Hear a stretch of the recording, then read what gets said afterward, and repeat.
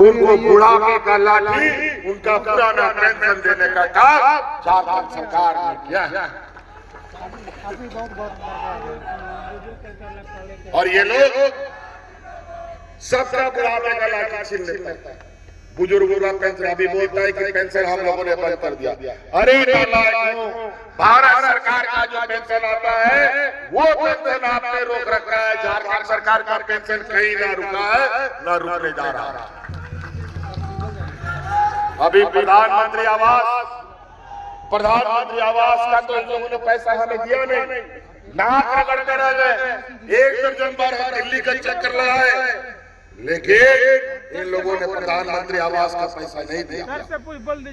आखिरकार हार कर हमने ये निर्णय लिया कि इस राज्य में हम अपनी ताकत पर इस राज्य के गरीबों को आवाज देंगे और उससे बेहतर और उससे अधिक दाम वाला आवाज देंगे।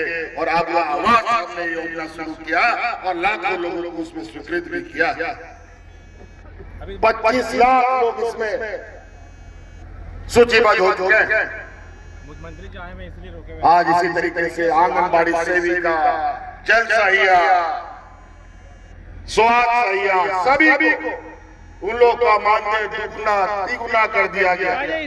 हम लोग के माननीय मुंडा उड़े सभी पान सब लोगों का हम लोगों ने सम्मान राशि दुगना कर दिया, ताकि ये लोग मान सम्मान से हमारे अल्पसंख्यक समुदाय के मदरसों के शिक्षकों का पेंशन, उनके जो वक्फ बोर्ड है उनका नियमावली पहली बार यहाँ पर 20 सालों में बना हमारी सरकार। और ये बोलते हैं अल्पसंख्यक के हितों, आदिवासियों के हितों की बात। ये आदिवासियों के हितों की क्या बात करेंगे? असम में जाकर के देखिए, यहाँ के आदिवासी वहां पर लाखों की तादाद में है, आज तक उनको आदिवासी का दर्जा नहीं मिला। उनका समाज, संस्कृति, सभ्यता सब उजड़ गया, लेकिन उनको अधिकार नहीं मिला। लेकिन उनके मंत्री यहाँ पे बोलते हैं हम आदिवासी के हित से। बड़ा विचित्र। और हम जब सरना जवाब वोट मांगते हैं तो ये हमारा फाइल ले जाते हैं, उसमें धूल मिट्टी जमा होता है। अभी अपना हक अधिकार लेना है। कई ऐसी बातें हैं जो अभी हम बात करना भूल गए हैं, हमारे मित्र बताएंगे।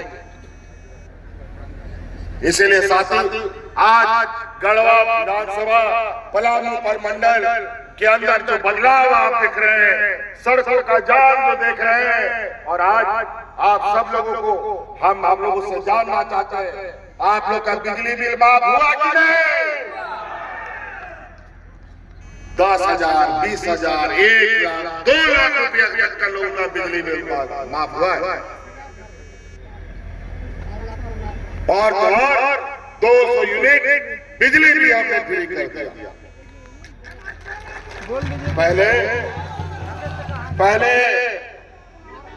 पहले बिजली का बिल आता था, लेकिन बिजली नहीं आता था।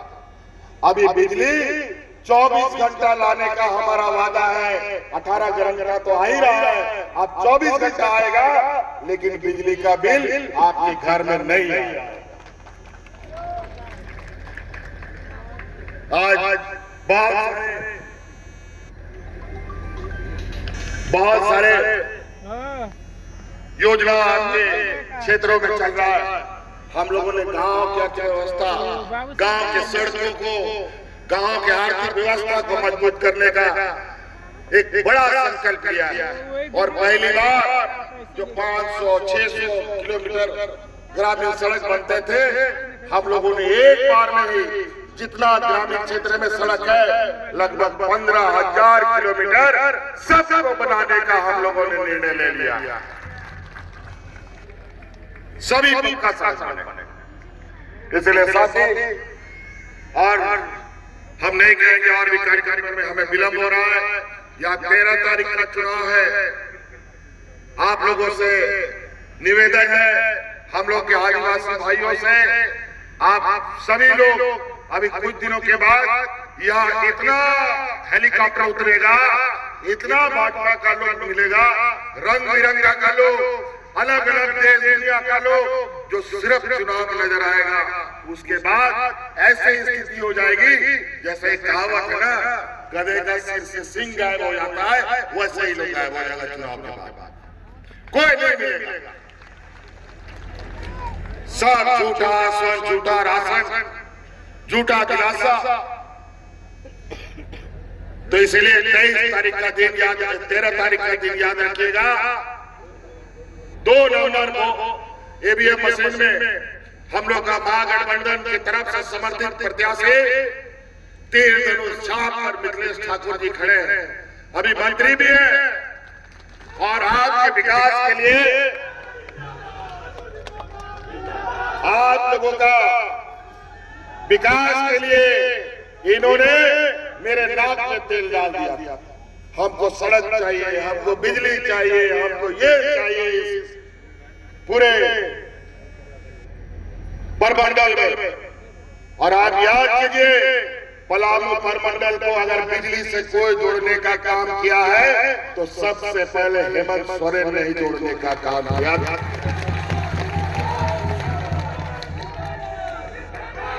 आज आप ही के बगल में ये बूढ़ा पहाड़ है ना, यहीं पर बूढ़ा पहाड़ में आज तक कोई न मंत्री गया न कोई संतरी गया था।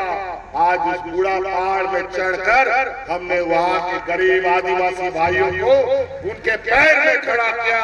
आज जाकर के बूढ़ा पहाड़ घूमिए, ना कोई आदमी कितना खुशहाल आपको मिलेगा।